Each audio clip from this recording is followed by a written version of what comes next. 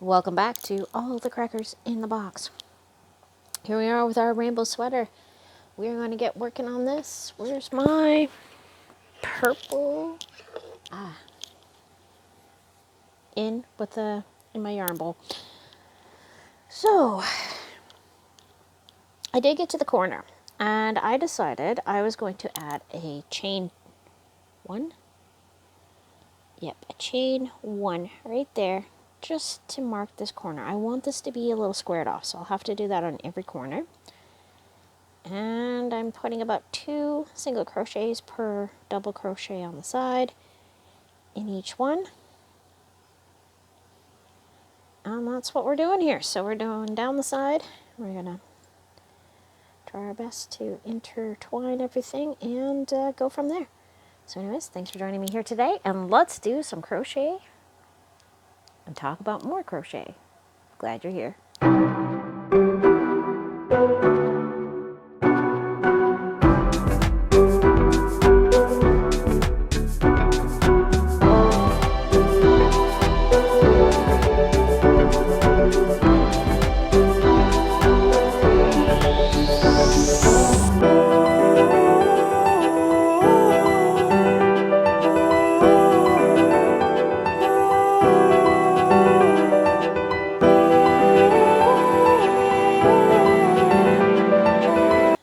Goodness, almost had to sneeze there again. Glad you missed out on that. It's quite loud and jarring. Anyways, still feeling under the weather. And that's how it goes. Alright, so, and I mean being that I also do a whole bunch of videos at one time because that's what my timeline is. If I'm sick on one, I'm probably going to be sick on most of them for the week, so sorry about that. Hopefully it's not too bad. I do realize that I am breathing with my mouth open, so that might make things a little bit awkward. Sorry if that's bothering you. I will be better soon. I just took another pill because mine had worn off. And that is what it is. So I am putting 2 single crochets on every single double crochet through here. So now after this, I'll be able to put them in properly by sewing them in before I start attaching things. Well, I don't know, actually. I might just start attaching things. So we'll see what I decide to do. There is no rules that I'm breaking, being that this is sort of a loosely inspired by other patterns, but it's kind of what I was asked to make. She has a vision in her mind, and I did check with Tiny. Tiny actually does like the black. The blue just wouldn't have done it. The black is quite vivid and really is bringing out these colors and giving it a great shape that I wanted, and just giving it a little more structure while leaving it super cushy and super wearable. So that's what I'm hoping to get out of this, and let's hope this works out. So far, seems to be going quite nicely. I feel like I'm getting the desired results that I wanted. And, yeah, how are you going to complain about that? I will not. So far, the big twist feels nice. Seems to be the right yarn for this situation. And, I don't hate it. I'm just not 100% sure that the hype around it should be this intense. But, I mean, it is a good yarn. But it's new to me, so I'm not going to be too harsh on it. So far, I have no complaints. I don't know how it does for washing up. I would assume okay, because a lot of people have said it's their favorite, tried and true. They love it to bits and pieces. They were absolutely heartbroken if it was going to disappear. And I was like, I wouldn't know because I've never used it. And this is my opportunity to use it. So I'm going to hold off my judgments completely until I've washed it. Same with my complete unbiased feel on this Knit Picks yarn that I used in here. I loved it, right? I really enjoyed working with it. The color's vivid, the yarn's nice and soft, it's got a good cush to it. But I don't know how it does in the washing machine and drying and holding up to lots of wear. So I will know eventually. I know Red Heart, for all its faults, can hold up for years. So there's that consideration.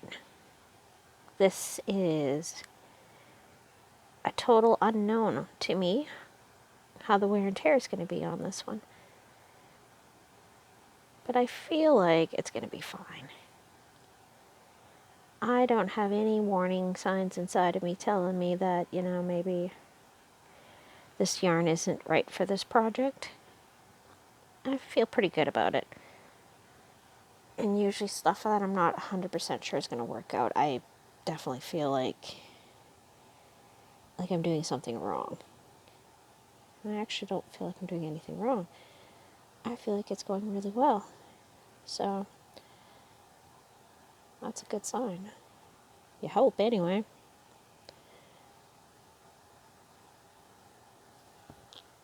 Yeah, we're getting that gorgeous border. And that's how I wanted that. I wanted this to be very,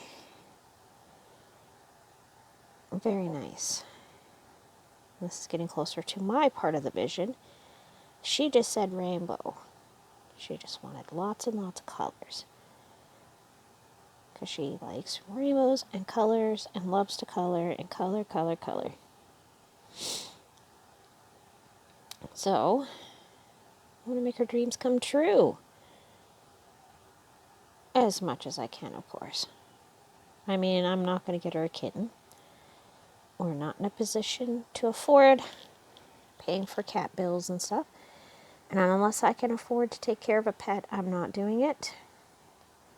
And that includes the food, the litter, that kind of stuff, but it also includes pet care. I do not have the money for that. I got enough stuff to pay for, so right now, that's not happening. I don't want to be an irresponsible pet owner. And knowing my daughters, they will become extremely attached, and it'll be a sickly thing, and then I won't be able to keep up on keeping it healthy. So those are my fears.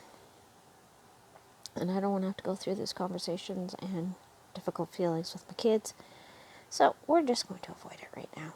Right now is not a great time to be pet owners. Simply because if you end up with a pet that has problems, as some people already know, it is quite expensive. And I don't want to be put in that position. I've had to fix the minivan a couple times in the last little bit. Piece here, piece there kind of thing, but it does add up, so I really don't want to do that. There's too many other things I have to pay down and take care of. So pet ownership is not an ideal situation. I also don't want to do fish or anything like that because, again, that is still a lot of upcare. And I have 2 children that can barely take care of stuffed animals. So I'm not really excited about another set of responsibilities to be put on my shoulder. I'll stick with plants. My plants are doing well. My aloe is very, very thin, but it's still growing. It has been stunted for a little while, but it is still going, so I'm going to keep on watering it. And I hope they can stay out closer to a certain window I have in the house that I feel gets the most morning light. but we'll see. If not, I'll probably just get myself one of those growing lamps and just set it up in my room where it stays warmer, especially during this winter. It does get fairly cool out there. So I may be moving my plants into my room. I had a plant at my work that I ended up buying and bringing home, so they let me put plants over in my area because I'm kind of on my own most of the time. I don't get to see a lot of my coworkers throughout the day unless they're coming by to get something from that area, but for the most part I'm kind of on my own. Anyway, I put plants over there just to brighten it up and make the space a little more inviting, and I ended up falling in love with my plant and taking it home. I bought it, of course I did, but yeah, so now I have 2 plants because all my plants have died because it gets really cold in my house during the winter, and like I said, I should probably look into getting a really good daytime lamp for the daytime light bulb to give my plants the best go, because yeah, I like having plants around, and I can afford them as pets compared to a furry pet at this junction in time. I'm going to tighten that up a little bit, thanks. That one's going to need a little more battening down the hatches. Here we go. So we're almost done this whole side here. And I think I'm only going to do one. I was thinking maybe 2, but if I do one on each side, and then maybe do it to attach them together, but I think I'm just probably going to end up doing like a very thin, like a mattress stitching is what I'm thinking. Because the sleeves are quite large on this particular piece. And that was on purpose. Okay, so we go like that. Do one, just one. And then go back into the same one. And I've created a perfect corner. Like, it's a very nice little sharp corner without being too much. And now, I turn the work. So this is coming out center pole without any issues, which is wonderful. Now I gotta go into this little chain down here, and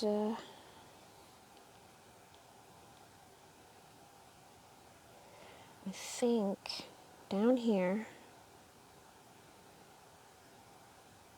I might have to do 2.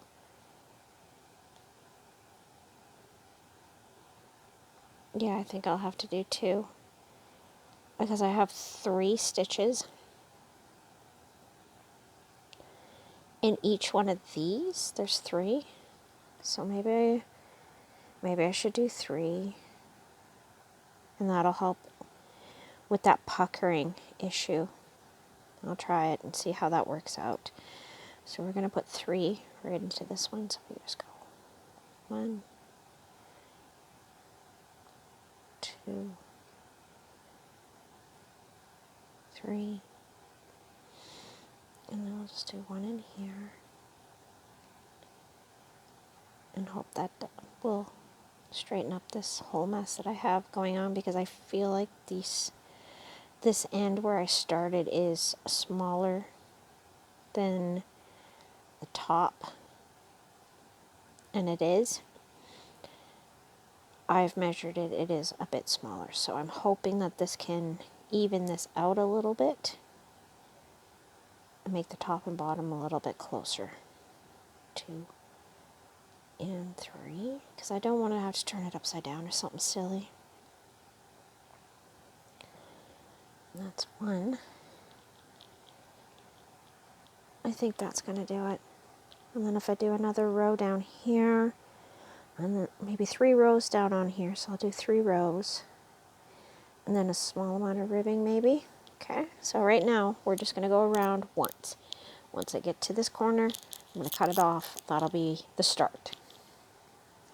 But yeah, I think the 3 down here is really going to help with this little problem that I've had here with it. So 1, 2, and 3, and then 1, 1, 2, 3, and then one of this, one of these,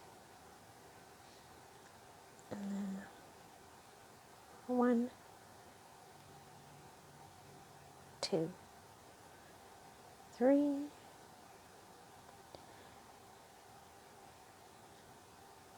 one, and then, oh, don't go through the stitch, go into the stitch. So we got 1,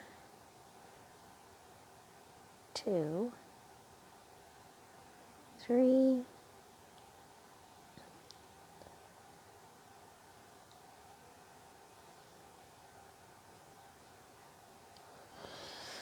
I don't know. I feel like this is a little fuzzy, and I think I should have gone through here. So we're going to go backwards and try that again. I don't think I want to go through those. I think I want to go over those. That makes more sense to me. Yeah, so we'll still leave those as 3. But then I'm going to do one here, because then maybe it will even out a little better by being loose. 1, 2, 3, that 1, and then 1, 2, 3, and then 1 over,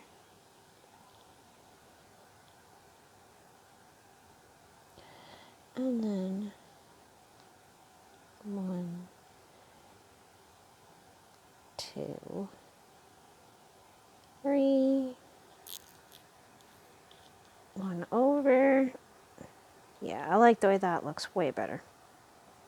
All right. Well, thank you for joining me here at All the Crackers in the Box. We'll see you again very soon. Bye.